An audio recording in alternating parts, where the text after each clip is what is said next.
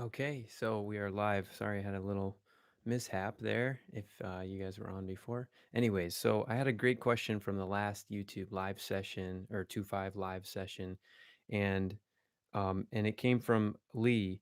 And Lee asked, "You mentioned keeping the chords in your head. Do you picture the chords in your mind's eye when you play? If improvising on a standard away from a lead sheet, do you see the chords in your mind's eye, head's eye, as you play? Do you have a particular process that you use to ingrain tune progressions? So a lot there.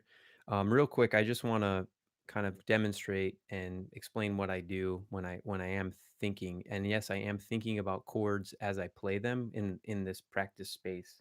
Um, and when I'll say this up front, when you're playing, you know, with in a jam session with a band, whatever, at a gig, and you're soloing, you want to almost forget about that in a sense and let your subconscious take over. You don't want to be thinking too much because that's probably going to get in the way of what you're trying to say. So there's more important things than thinking about what chord, this chord, that chord, the rhythmic aspect of it, the interaction with the rhythm section, just creating some kind of vibe in the moment is more important than like you thinking about what chord, boom, boom, boom. But in the practice room to memorize something, yes, of course. And then when you're practicing 2/5s, it's always, I think, good to think about what chord you're on, because then you're relating that information theoretically, and then you're also relating it, in your ears, and you're orally getting it in. So the combination of those two things is really important. So I'm going to kind of do a quick little detour to explain that, and then we'll get into the 2-5. This should only take a minute or so. Also, really quick comment: if you do want to ask any questions for me to talk about the next week, feel free. I'm more than happy to answer whatever questions I can. It can be about music, it can be about wellness. Some of you may know I'm a doctor of physiotherapy, so we can talk about posture and other things that prevention, injury prevention, and stuff like that. So without further ado, if I take a line like this, this is a line that's I'm thinking of a dominant chord, let's say G7, and I'm ending on the sharp 11. Now, I'm not necessarily thinking about all those things. I'm just thinking about it as like sounds, but here's the line, right? So I'm thinking G7, or I'm thinking, oh, that's a G7 sound. I could also think of that as a D minor 7 sound, ending on the natural 7, but let's just stick to dominant for right now. And so now if I'm going to go down in half steps, I'll go down in half steps. And so I'll think, okay, thinking as, like in my brain. Now think of F sharp 7 in my brain here. Now think of F7 in my brain here. Right, and so on. And then I would keep going down. And when I'm on that specific chord, I'm thinking about that specific, that chord in my head as I play something over it. But when I'm playing it in a jam session or something, I'm not necessarily thinking about that. I'm more hearing, you know, hearing the chord changes and going from there. To memorize uh, tunes, progressions of tunes, you know, that's a kind of a personal thing. Everyone learns it differently. Everybody learns differently. So you can try the arpeggiating each chord. You can try learning it on a piano. I do kind of a mix and match of things. I like taking a specific rhythm through a tune. I've also taken just one or two chord tones, maybe the seventh and the third, or the seventh and the ninth. Um, and have a backing track behind me, so I know I have it memorized, and then I'm just listening for those chord tones. Yeah, there's a lot of different ways you can kind of slice and dice that up. Okay, so today's 2-5 is from the 2-5 Tuesday book. It's lick number 7, and just so you guys know, if you want this book, I put a link below. It's a donation-based book, so feel free. If you want to donate, great. If you don't have the cash or whatever, no worries. Just download the book and enjoy it, and hopefully you get something out of it. I hope you guys enjoy it. It's it's 25 licks, so 2 5 of long and short 2 5s, and it's already transposed into all 12 keys. So if you want to have that there available, but if you want to just do it by ear, today we're doing it by ear. So we are going to be doing lick number 7, and this is like a syncopated, more of a syncopated line that I came up with, and it's kind of based off that honeysuckle rose line, right? So that's it's kind of based off of that kind of bebop cliche, and it's syncopated. So think of this as it's hitting on the end of 4. So and we're anticipating the chord by half a beat. So we're this line starts on the end of 4, and I'm anticipating. I'm going to speak in tenor key here. We're in C major tenor key, so we're going D minor 7, G7 to C major, and basically I'm anticipating the D7 by by half a beat, and then we're going to be anticipating the G7 by half a beat.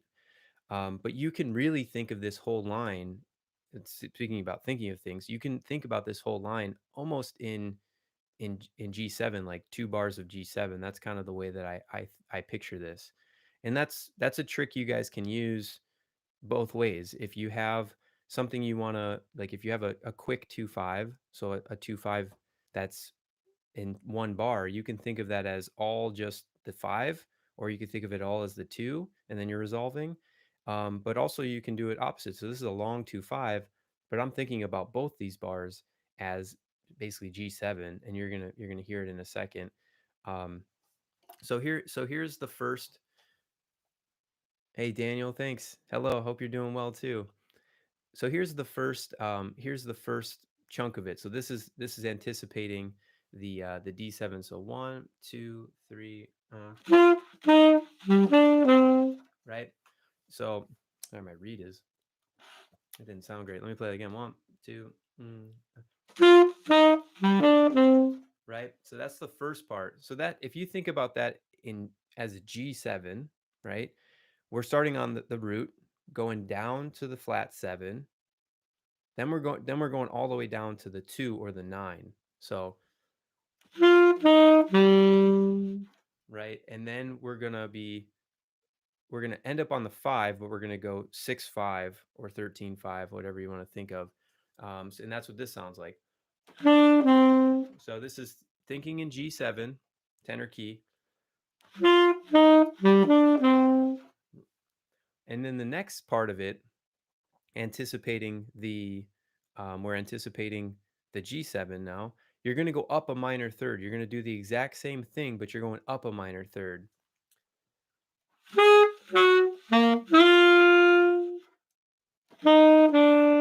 And then you're resolving to the third of the C major.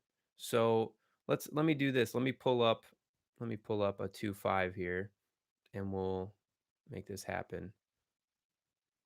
I'll play it over a 2 5 so you can hear it a little bit better. All right.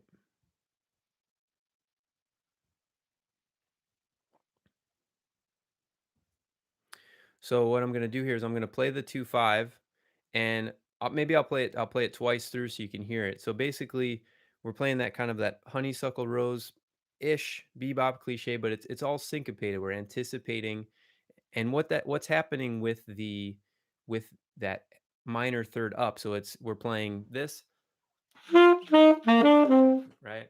And then we're playing it up a minor third. So what's happening there is we're doing a sharp 9 flat 9 thing. So that beep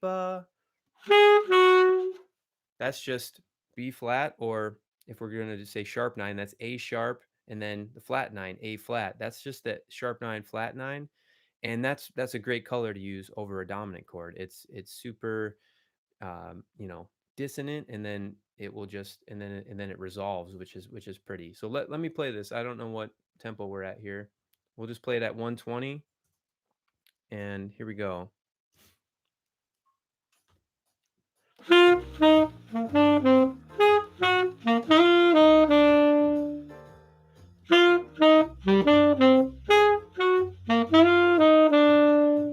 Right.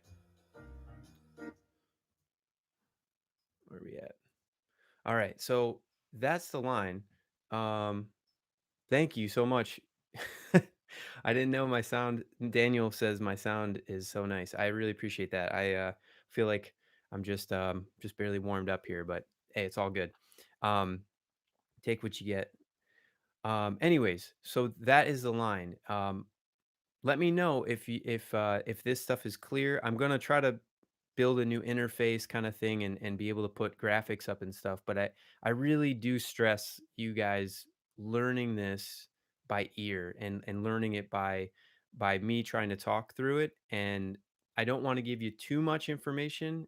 I just want you to know how the two fives set up because I do think that part of this whole language that we're all trying to learn and get better at is a lot to do with getting it in your ears, getting it into your mind, and being able to kind of put it out there organically versus reading it out of a book and and um and not necessarily and letting the theory or letting your reading do all the work for you. I do think that there is a huge benefit to actually listening to it and playing it versus like reading it and doing it that way. Just think back when all of these heroes of ours had to learn Black American music in a way without YouTube, without without even CD players, without iTunes, whatever, without Spotify.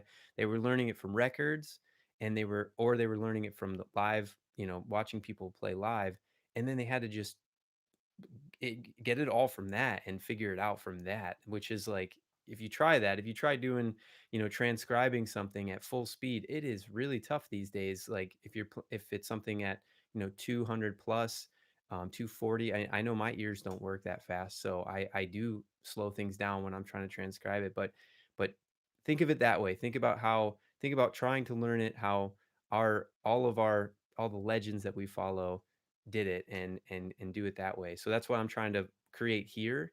So you guys are maybe I'm slowing it down a bit for you and I'm explaining a little bit, but I'd like for you to do some of the work on your end because I really do think that that'll benefit you in the long run. All right, Daniel has a question. Were you saying that you were thinking of the 2/5 as just the two bars of the five? Did I hear that right?